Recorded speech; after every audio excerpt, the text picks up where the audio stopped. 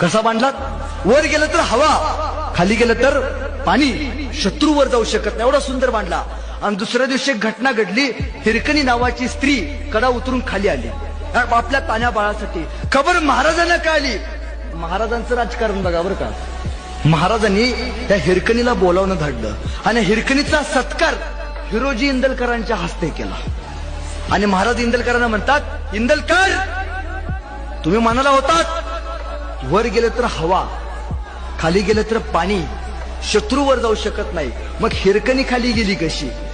तर इंदलकरांनी वाक्य सांगितले. ते वाक्य प्रत्येक मायमाऊलींनी घेऊन जावा. इंदलकर असं म्हणतात, राजे ती महाराष्ट्रातली आई आहे आणि या महाराष्ट्रातली आई आपल्या लेकरासाठी काही करू शकते.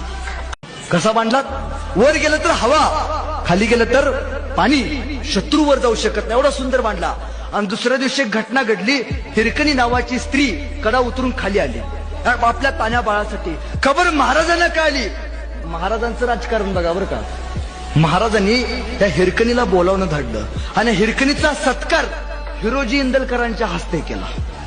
आणि महाराज इंदलकरांना म्हणतात, इंदलकर तुम्ही मनाला होतात, वर गेलं तर हवा,